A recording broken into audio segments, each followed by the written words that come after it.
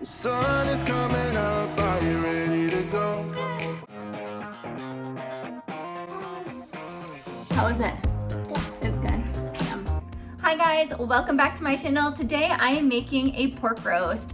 We have kind of gross weather outside. It's rainy, cloudy, and it's a little bit on the cooler side. And so I figured a pork roast would be perfect. It's one of those meals that are very comforting, especially to me, because growing up, my mom would make pork roasts quite often. I feel like this is one of her staple meals. Whenever we would come home for Christmas or to visit, she always has a pork roast cooking at least one of the nights that we're with her. So this meal always reminds me of my mom and of home. There's so many different ways to cook a pork roast. Like I said, this is my mom's recipe and it's very simple and very delicious. After it cooks in the oven, I love to make a gravy using the drippings, and you can either serve that over mashed potatoes or just serve it right over the pork after you slice it, and it is delicious. It is so good. I hope you'll give this recipe a try, and I hope that you like it. I have my pork loin here, and it's been cut into a 2-pound roast. So this will feed my family of 4, and sometimes we'll have some leftovers as well to use for the next day. You can make it bigger if you have a larger family or if you want more leftovers. Just remember that you may need to increase the cooking time just a little bit. If you have a meat thermometer, you can check the internal temperature of this and make sure that it's cooked through if you do choose to make it into a larger roast. So this came into one of those really big pork loins that you see at the grocery store. You can have your butcher cut it for you. Usually they'll do that for you. I usually just bring it home. I cut some into small chops, and then I'll usually do 2 size roasts. To make the rub for the pork loin, we're going to use salt, pepper, and garlic powder. We're gonna start with 2 teaspoons of garlic powder, and this is just plain garlic powder. It's not garlic salt, it's just garlic powder. So make sure you're not using garlic salt. And then we're going to use 1 teaspoon of salt. And this will give obviously flavor to the pork, but it's also going to flavor the gravy because some of the spices will end up as part of the drippings in the pan.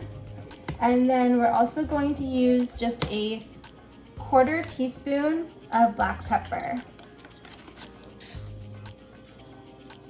Like that. And we'll mix it together.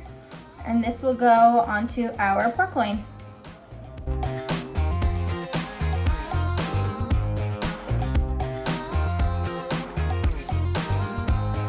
You want to make sure that you get all your sides, so I'm going to go ahead and get all of these sides. Okay. Once that is on the pork loin, I'm going to go ahead and set this into my roasting pan. I don't have like a true roasting pan, but this one is safe to go in the oven and on the stove. Remember, you're going to want one that can be used both in the oven and on the stove because you're going to use the drippings later on the stovetop. So a glass baking dish will not work because you need to be able to use it on the stove later to make the gravy. The oven is preheated to 350 degrees. This will be going into the oven for about 1 hour to 1.5 hours. I do have a meat thermometer, so usually I will check to make sure that it's cooked through, but usually between 1 hour and 1.5 hours, and this is fully cooked. I just put the pork in the oven, and like I said, it's gonna cook about 1 hour to 1.5 hours until it's cooked through.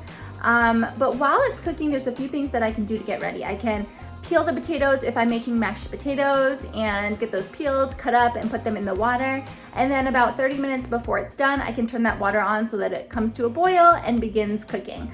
The other thing I can do is chop up some broccoli so that we can have a healthy side to go with this dish. I'll link those recipes down below as well. The pork roast just came out of the oven, so I'm gonna go ahead and transfer that to a cutting board and let it rest while I make the gravy.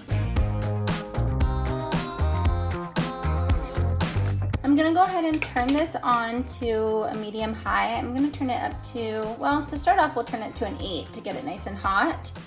And I'm also going to add in my water. This is 1 cup of water. If you're using a smaller pork roast, I would use less water. And if you're making a larger pork roast, you can use a little bit more water. I'm gonna use my whisk to break up anything that got stuck to the bottom. This pan is kind of like a non-stick, so it doesn't really get stuck too badly to the bottom, but if you're using like a regular stainless roasting pan, you might find that you really need to get in there and just take your time slowly working at all the drippings because they may be stuck to the bottom quite a bit. I'm gonna go ahead and keep that up pretty high. I'm gonna leave it at an 8 or maybe even a 7.5 on my stove, which is like a medium high. And I'm gonna go ahead and let that reduce a little bit. And then I will add my flour and water to thicken it up. You can see that it's really heating up, it's starting to bubble, and that's totally fine because we're gonna let it reduce a little bit.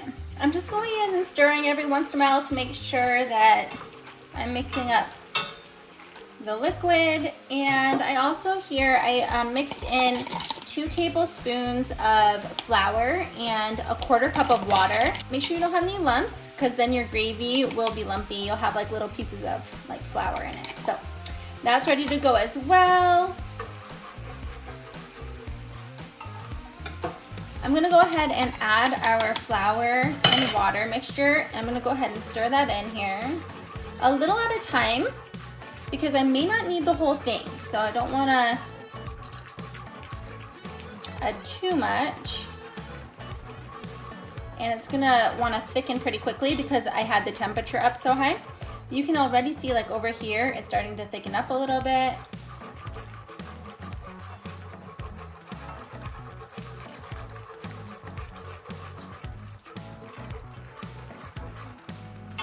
Looking really good. I think I'm just gonna add a little bit more.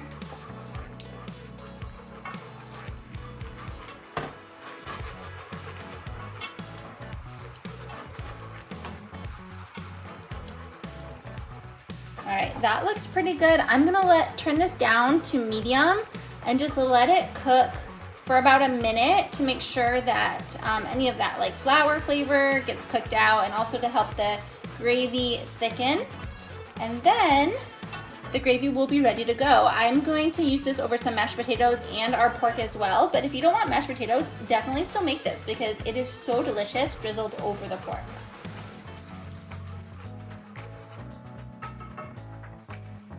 The gravy looks delicious. Just for reference, I didn't use the entire 1/4 cup. There's probably still about 1/8 of a cup, maybe a little less, left in there that I did not use. So it's okay if you don't use all of it because you don't want your gravy to be too thick. Don't forget to taste the gravy as well and check and see if you need to add a little bit of salt or pepper. Usually you don't need to because we added the seasoning to the outside of the pork. The outside of the pork is definitely going to be well seasoned, but you have to remember the entire inside of the pork does not have any seasoning. If you find that the seasoning is a little too strong, you can definitely use a little bit less, but for us, we kind of like it that way because when we cut it, we like to have a little bit of the crust in there as well as the middle of the pork, and it all balances out.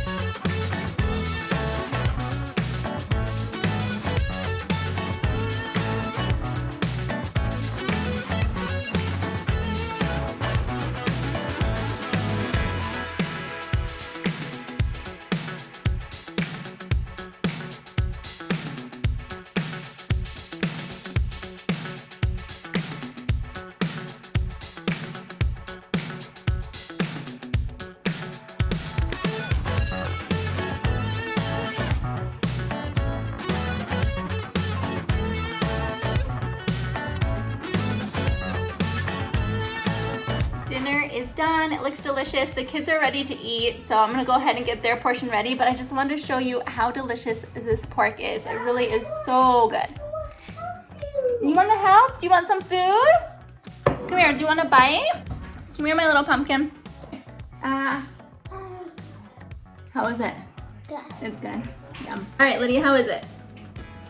Really good.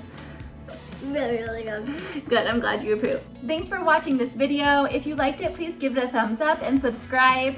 Comment down below and let me know what your favorite way to cook pork is. We like eating pork in our family, and so I'm always looking for new recipes to try. Thanks for watching. Bye.